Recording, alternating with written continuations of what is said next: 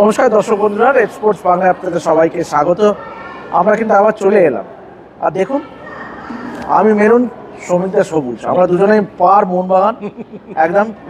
তাতে মোহনবাগান খেলুক খাই না খেলুক সেটা তো পরের ব্যাপার, কিন্তু মোহনবাগান ম্যানচেস্টার ইউনাইটেড আমাদের মানে এই দুটো ক্লাব। হ্যাঁ, যাই হোক, ভারতীয় ফুটবলটা তো গোল লাগে গেছে।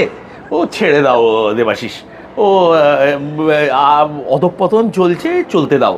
হ্যাঁ, কিন্তু আমরা যেটা নিয়ে কথা বলবো সেটা কিন্তু ভারতীয় ফুটবলের থেকে ভালো জিনিস। হ্যাঁ অবশ্যই ভালো জিনিস মানে আমি ক্রিকেট ফুটবলের থেকে ভালো এটা বলছি না, আমি বলছি যে খেলাটা, আমরা এমন একটা খেলা নিয়ে কথা বলবো যে খেলাটা ভারত ডমিনেট করে পৃথিবীতে। হ্যাঁ, on and of the field Bharat dominate করে, এবং এবং আমাদের এখানে ওয়ার্ল্ড ক্লাস প্লেয়ার্সরা আছে। আমাদের এখানে যেমন আমাদের হকিতে দেখুন, সত্যি কথা বলতে কি আমরা একটু ডাইগ্রেস করে যাচ্ছি, কিছু মার্জনা করবেন, আমাদের প্রদীপদার ভাষায় বলি মার্জনা করবেন। কিন্তু দেখুন হকিতে এখন আমরা পরপর দুবার অলিম্পিক্সে মেডেল পেয়েছি, ঠিক আছে, কিন্তু একটা সময় ছিল যখন আমরা অলিম্পিক্সে মেডেল পেতাম না, কিন্তু তখনও আমরা চ্যাম্পিয়ন্স ট্রফি বা অলিম্পিক্সে কোয়ালিফাই করতাম। তার মানে আমরা কিন্তু সেরা 10টা 12টা পৃথিবীর দেশে হকির মধ্যে ছিলাম। খুব খারাপ সময়েও 110টা দেশ হকি খেলে, তার মধ্যে কিন্তু প্রথম 10 বা 12তে আমরা ছিলাম। সেই অবস্থার ফুটবলের তো আমাদের দেশের র্যাঙ্কিংটা থেকে পৃথিবীতে কটা দেশ আছে গোনা হয়, ভারতবর্ষের ফুটবল ফিফা র্যাঙ্কিংটা থেকে পৃথিবীতে কটা দেশ আছে গোনা হয়। অতএব ওই নিয়ে কথা বলে লাভ নেই, আমরা ক্রিকেটে ফিরিয়ে দিচ্ছি। ক্রিকেটে আমাদের আলোচনাটা ক্রিকেট নিয়ে, কিন্তু আমরা শুরুটা একটু আজকে অন্যভাবে করলাম। হ্যাঁ, দিনের শেষে, প্রথম দিনের শেষে আপনারা যতক্ষণে তো জানেন সবাই, আমাদের লাইভও হয়েছে, পোস্ট ডিসপ্লে লাইভ, যেখানে তৃষা, স্নেহাশিস আর সোমনাথ ছিল। 247-6 অবশ্যই যে বিতর্ক হয়েছিল ইডেন গার্ডেন্সে 3 দিনের মধ্যে খেলা শেষ হয়ে যাওয়া নিয়ে অনেক রকম কথা উঠেছিল, অনেক ক্রিটিসিজম, কিন্তু আজকে পার্থে আমরা যেটা দেখলাম সেটাও কোনো খুব সেটা নিয়েও কিন্তু কোনো উচ্চবাচ্চা নেই, কিন্তু অন্তত প্রাচ্য সংবাদ মাধ্যমে বা পাশ্চাত্য সংবাদ মাধ্যমে, কারণ তখন বলা হচ্ছে ব্যাড ব্যাটিং, আর আমাদের এখানে 15টা উইকেট পড়ে গেলে বলে যেন পৃথিবীটাই শেষ হয়ে গেল। তো 247 for 6 কি বলবে?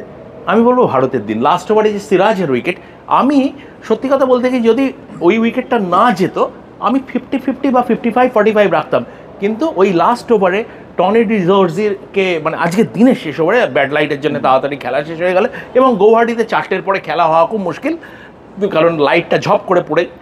তো এই 6th উইকেটটা দিনটাকে ভারতের দিন করে দিয়েছে, এবং ভারতীয় বোলাররা দেখিয়ে দিয়েছে, কুলদীপ ফোর ফ্রন্টে ছিল, যে এই দলে যে বোলিং কোয়ালিটি আছে তার জন্য পিচ নিয়ে অত অবসেস হওয়ার দরকার নেই, আন্ডার প্রিপেয়ার্ড পিচ করতে হবে, র্যাঙ্ক টার্নার করতে হবে, দরকার নেই, এরা ভালো পিচে উইকেট নিতে পারে। তুমি তো বললে ঠিকই, কিন্তু গৌতম গম্ভীর কি এই টেমপ্লেটটা ফলো করবে দেশের মাঠে কি এরকম উইকেট কি চাইবে নাকি না সেই যেটা আমরা ইডেনে দেখেছি সেরকম? এখন দেখো দেবাশিস, গৌতম গম্ভীর মহাজ্ঞানী লোক, হ্যাঁ, আমি গৌতম গম্ভীরের ব্যাপারে যাচ্ছি না।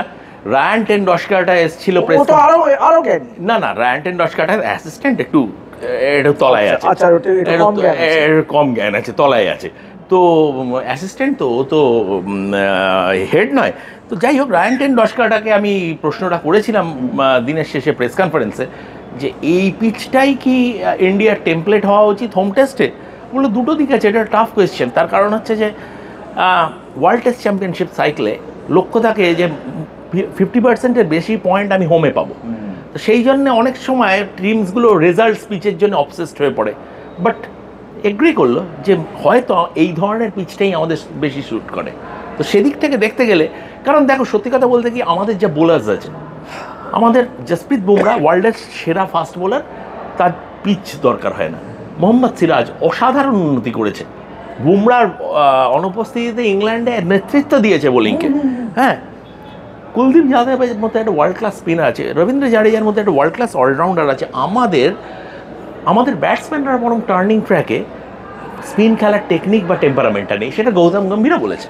তো সেদিক থেকে দেখতে গেলে আমাদের উচিত ব্যাটসম্যানদের প্রোটেক্ট করা। বোলার্সরা ইরেসপেক্টিভ অফ কন্ডিশনস তোমাকে উইকেট দেবে, ব্যাটসম্যানদের প্রোটেক্ট করো বাবা, এইভাবে প্রদীপদা বলতেন। রাইট।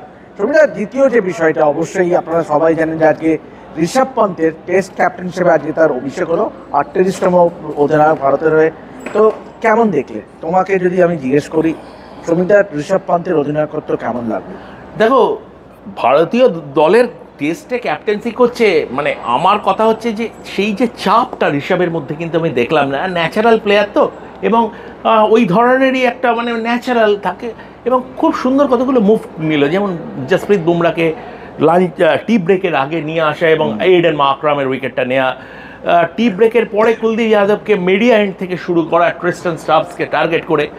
একটাই শুধু আমার মনে হয়, যদি তুমি ওভার ক্রিটিক্যাল হতে চাও, তাহলে ওই টি এর পরে যে কুলদীপের 3 ওভার স্পেলটা, ওটা বোধহয় 6 ওভার হলে ভালো হতো, কারণ ট্রিস্টন স্টাবসকে আমার ধারণা কুলদীপ ওই স্পেলেই নিয়ে নিত।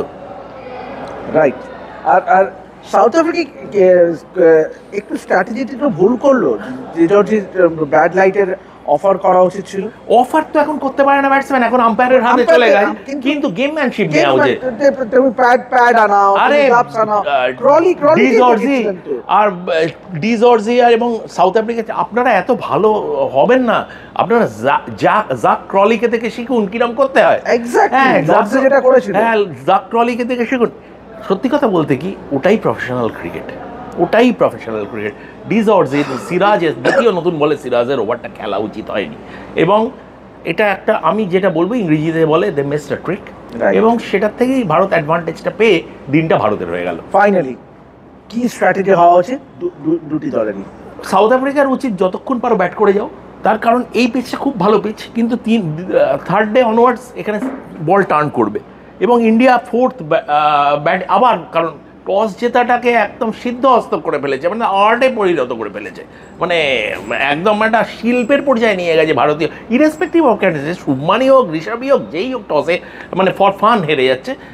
প্রবাবিলিটি থিওরিকে ডিফাই অনেকদিন করে দিয়েছে, এরপরে টসে হেরে গেছে, অসাধারণ কামব্যাক করেছে ঠিকই, কিন্তু ফোর্থ ব্যাটিং করবে, তখন কিন্তু পিচে অনেক বেশি অ্যাসিস্ট্যান্স থাকবে স্পিনার্সদের জন্য। তো ভারতের লক্ষ্য হবে 300 কমে সাউথ আফ্রিকাকে আউট করা, আর সাউথ আফ্রিকার লক্ষ্য হবে 350-তে নিয়ে যাওয়া। যদি 350-তে নিয়ে যেতে পারে, এই পিচে কিন্তু ভালো স্কোর। এক্স্যাক্টলি শ্রমিকদা যেটা বললো, যে ভারতকে 300-র মধ্যে বেঁধে রাখতে গেলে ভারত ঋষভ পান্তকে যে দুজনের উপরে ভর করতে হবে, তারা আর কেউ নন, জসপ্রীত বুমরা এবং মোহাম্মদ সিরাজ। কেননা এই সদ্য দ্বিতীয় নতুন বলটি নেওয়া হয়েছে, ইতিমধ্যেই কিন্তু দ্বিতীয় নতুন বলে উইকেট পেয়েছে, সুতরাং বাকি 4টে উইকেট আগামীকাল প্রথম সেশনটা খুবই ক্রুশিয়াল এই টেস্ট ম্যাচের ফলাফলের উপরে। তো এখন এ পর্যন্তই। আমি দেবাশিস এবং আমার সঙ্গে শ্রমিকদা সাইন অফ করছি।